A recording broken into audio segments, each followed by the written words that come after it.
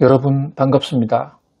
한동안 비틀대던 엔비디아가 다시 살아나는 모습입니다. 아니, 살아나는 것을 넘어서서 아주 뜨겁게 달아올 조짐까지도 보이고 있습니다. 뉴욕 증시의 사실상의 대장주이기도 한 이 엔비디아의 폭발은 전 세계 반도체 경기를 띄우고 있고, 특히 인공지능 학습용 반도체 GPU와 연동되어 있는 많은 기업들, 우리나라에서는 SK하이닉스, 또 미국에서는 AMD, 브로드컴, 퀄컴, 팔란티아 등의 종목들도 지금 주목을 받고 있습니다. 자, 주식이라는 게요, 하루에도 여러 번 변할 수 있는 것이기 때문에 그 순간순간의 변화에 너무 민감하게 반응할 필요는 없습니다. 반응하면 오히려 악수를 둘 수도 있어요. 그러나 어떤 흐름의 변화, 새로운 거시경제 조건에 새로운 어떤 변화가 왔다든지, 또는 여러 가지 비즈니스 모델에 환경적 변화가 야기됐다, 이랬을 경우에는 그 변화가 얼마나 오래 갈 것인지 그 내막을 좀 뜯어볼 필요는 있습니다. 그래서 수시로 변화하는 기업들 상황을 수시로 진단하는 영상도 필요한 것으로 보입니다.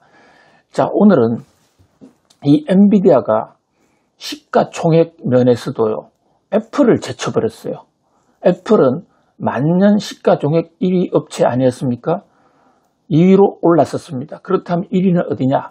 마이크로소프트거든요. 엔비디아 주가가 왜 이렇게 올랐느냐? 중동발 뉴스가 크게 호재로 작용했는데요. 중동에 지금 트럼프 대통령이 순방을 했었어요. 그런데 트럼프 대통령이 빈살만과 정상회담을 하는 그 순간에 바로 사우디의 국부펀드라는 곳에서, 국부펀드 PIF라고요, 중동 달러로 번 돈을 정부가 외환 보유고도 관리하고 해외 투자도 하는 세계 최대의 펀드 중에 하나거든요. 이 펀드가 인공지능을 이용한 데이터 센터 회사에 수년 전부터 대규모 투자를 해왔습니다. 석유 이후에 미래의 먹거리로 빈살만 사우디 왕세자, 실권자인 왕세자가 여기에 지금 올인을, 인공지능 반도체를 이용한 데이터 센터, 여기에 엄청나게 지금 투자를 많이 하고 있죠. 그런데 여기서 엔비디아 반도체를 대거 구매해 가겠다, 이런 얘기가 나오면서 엔비디아 주가가 급등을 했거든요. 자, 엔비디아 주가가 오르는 데는 나름의 이유가 있죠. 수요 공급에서 엔비디아 반도체를 많이 사가겠다. 그러니까 엔비디아 입장에서는 반도체 더 비싸게 팔 수도 있게 된 거 아닙니까? 그 물량, 사우디 측이 사가겠다는 물량이 엄청난 규모예요. 주가 오르는 거 당연한데요. 여기는 그렇다면 왜 국부펀드는, 사우디의 국부펀드는 그동안에는 엔비디아 반도체를 안 사가다가 트럼프 대통령이 오니까 갑자기 이렇게 대규모 계약을 맺었느냐? 이 대목을 좀 뜯어볼 필요가 있습니다. 그동안에 사우디 국부펀드의 산하 데이터 센터 회사가 엔비디아 반도체를 안 산 게 아닙니다. 살 수가 없었어요. 왜냐? 바이든의 규제. 바이든이 중국과 지금 이 인공지능 반도체를 둘러싸고 4년 동안 엄청나게 전쟁을 해오지 않았습니까? 중국이 만약에 인공지능을 이용해서 그 기술을 향상을 시키면 그것을 군사 장비에도 확대할 가능성이 높고, 그렇다면 미국 안보도 해야 할 수 있다, 이런 논리로 중국에 대해서는 최고급 인공지능용 반도체를 못 팔도록 해왔습니다.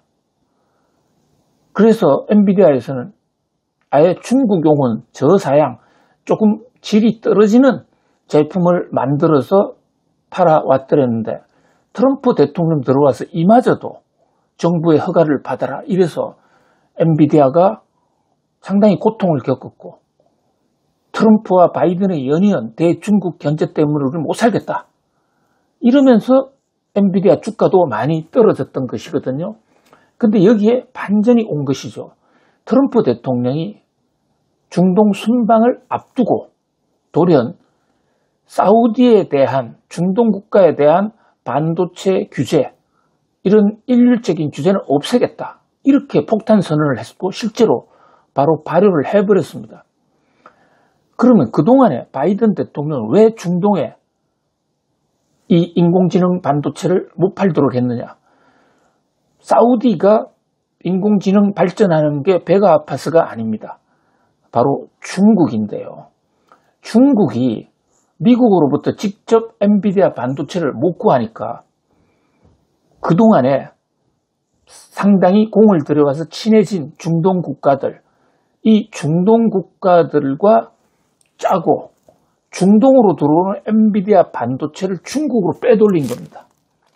그래서 지금 중국에 가면 엔비디아는 팔지 않았는데 미국산 엔비디아 반도체가 중국 회사들, 우리 딥시크 쇼크, 또 화웨이 쇼크, 화웨이나 딥시크가 미국 못지않게 인공지능 쪽에서 발전해가는 모습, 그것을 잘 보고 있지 않습니까?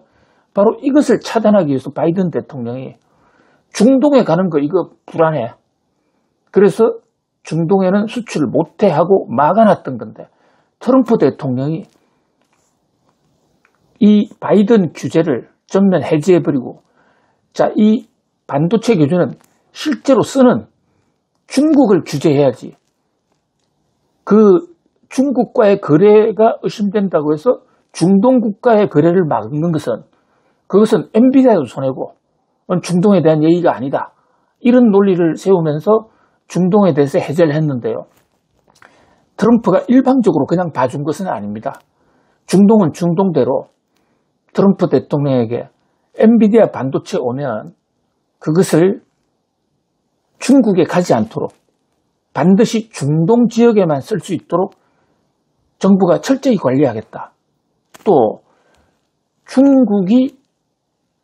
중국과의 거래도 그동안에 거의 중국과 사우디의 거래가 동맹 수준으로 높아졌는데 그것도 조금 조절을 하면서 미국과의 관계를 더 많이 늘리겠다 하면서 미국에 대한 대대적인 투자를 약속했죠. 그 중에서 특히 반도체, 인공지능 반도체에 대해서는 미국 기업과 합작해서 사우디가 돈을 내서 미국의 회사를 세우겠다. 이런 여러 가지 조처를 동시에 발표한 겁니다. 자, 그러니까 중국 때문에 엔비디아로서는 중동에도 팔지 못한 게 중동에 엔비디아의 반도체를 팔 수 있는 길이 뚫렸죠. 주가 상승 요인. 거기다가 미국과 중동, 사우디가 합작해서 또 다른 데이터 센터를 만든다 하면 거기에 들어가는 인공지능용 반도체는 또 엔비디아가 대량으로 팔 수 있는 것 아닙니까? 격호재가 생긴 것이죠. 자, 거기다가 또 다른 영상에서 아브라함 협정에 관해서 올렸습니다만은 아브라함 협정에서 이스라엘과 사우디가 이제 외교적 관계를, 공식 관계를 맺으려고 추진하는 것이 트럼프 대통령의 아브라함 협정 구상이라고 말씀드렸습니다. 이 대목에 대해서도 트럼프가 이번 사우디 순방에서 곧 아브라함 협정이 완결될 것 같아. 자, 이런 발언. 그렇게 되면요. 이스라엘과 사우디가 또 합작을 하는 사업들. 그것도 현재 가장 유망한 사업이 인공지능 사업 등으로 지금 거론이 되고 있거든요. 이런 호재가 겹 터지면서 엔비디아 주가가 올랐다고 할 수가 있는데요. 그러나 엔비디아는 여전히 밸류에이션은 굉장히 높은 회사입니다. 밸류에이션이라는 것은 현재의 주가가 회사의 재무 상태에 비해서 그래서 PER이라는 지수, 주가 수익 비율이죠. 요게 높아지면 또 주가가 조정을 받을 수 있거든요. 그래서 엔비디아 주가를 전망할 때는 상승 요인, 하락 요인, 이것을 좀 같이 분석을 해볼 필요가 있습니다. 지금 현 상황에서의 뉴욕 증시에서는 바로 엔비디아의 호재 쪽에 훨씬 더 무게 중심을 두는 것으로 보입니다. 자, 이번 중동 특수 속에서요, 엔비디아만 이렇게 대박이 터진 게 아닙니다. 엔비디아보다 사실 더 주목을 받은 회사가 있는데요. 그게 AMD입니다. AMD. AMD라는 회사, 원래 엔비디아의 젠슨 황이 AMD 출신이에요. AMD에서 뭐 인종 문제, 그러니까 중국계 미국인이라는 그런 한계도 있고, 거기서 출세하기 어렵다고 판단해서 AMD를 뛰쳐나와서 본인이 개인적으로 창업을 하는 회사가 엔비디아입니다. 지금 AMD는 인텔에 뿌리를 두고 있고요. 인텔의 똘똘한 친구들이 나와서 만든, 사실은 인텔의 자식 회사, 이렇게도 볼 수 있습니다. 상당히 반도체 기술이 앞선 곳인데, 이 인공지능용 GPU도 원래는 AMD가 더 잘 만들었습니다. 그런데 AMD는 GPU 아닌 CPU라는 게 Central Process Unit, 반도체 지능, 그 시스템 가동을 위한 지능, 그쪽에 주력하다가 이 게임용 반도체, 그것이 나중에 인공지능 학습용이 되는데, 그 GPU에서는 기술이 없어서라기보다도 선택과 집중 논리에 따라서 좀 집중을 안 하고 있었고, 그런 사이에 젠슨왕의 엔비디아가 치고 나가서 지금 세계의 표준이 된 것이죠. 지금 AMD가 후발주자로 마구 따라가고 있습니다. 이번 중동에서 트럼프 대통령이 갔을 때 사우디 국부펀드와의 계약을 맺을 때 엔비디아 물량도 많이 계약을 맺지만 AMD가 아주 대박이 났습니다. 사실 AMD는 그 전까지 해외 수출도 못했거든요. 근데 이번에 이제 본격적으로 수출하는, 엔비디아보다는 GPU 면에서는 아직도 마켓시어가 적지만은, 그러나 AMD도 이제 인공지능용 GPU에 한 걸음 자기 이름을 올렸다. 그런 점에서 뉴욕 증시에서도 주목을 받았고요. 또 하나 회사가 있습니다. 브로드콤도 지금, 브로드콤은 그동안에 사실상 하청업체로서 주문을 받아서 특정 업체, 이를테면 마이크로소프트나 메타, 아마존 같은 초대형 데이터 센터 회사가 주문하면 거기에 맞는 반도체를 좀 조립 생산해주는 그런 식으로 GPU에 관여를 하고 있었거든요. 그런데 이번에 브로드콤도 사우디에 전략적으로 수출할 수 있는 길을 텄다. 그런 점에서 반도체 엔비디아 GPU 생산과 관련해서는 가장 크게 혜택을 받고 있는 회사가 지금 AMD, 또 엔비디아, 브로드콤이라고 볼 수가 있고요. 뭐 그뿐만이 아니죠. 팔란티어, 또 휴레패카드 등 그 인공지능 반도체 장착해서 서브 관리해주는 회사, 슈마컴이라는 회사, 이런 회사 등도 주목을 끌었고, HBM을 만들어서 납품하고 있는 SK 하이닉스, 마이크론 등도 같은 이 엔비디아 특수에 같이 이름을 올렸습니다. 자, 이 엔비디아의 인공지능 프로젝트 중동 부분에 관해서는 그동안에 큰 골칫덩이 하나를 해소하고 큰 미래 성장 가능성을 얻었다, 이렇게 볼 수가 있습니다. 자, 남은 변수는 중국인데요. 중국과의 관계에서 만약에 무역 협상이 잘 안 된다고 했을 때 트럼프 대통령이 가장 강력하게 중국을 견제할 수단, 엔비디아 반도체 저사양도 팔지 마, 이렇게 할 수가 있습니다. 이것은 엔비디아 입장에서는 단기 악재가 될 수도 있겠죠. 그러나 반대로 미중 무역 협상이 잘 돼서 시진핑 국가주석이 미국 엔비디아산 GPU 반도체 규제 좀 풀어줘 했을 때 트럼프 대통령이 그래 너가 미국의 요구를 들어준다면 하고 패키지 딜이 될 수도 있거든요. 그런 면에서 앞으로 엔비디아의 운명, 엔비디아 추가 주가 폭등 등에 관해서는 미국과 중국의 관세 협상 또한 유심히 지켜볼 대목입니다.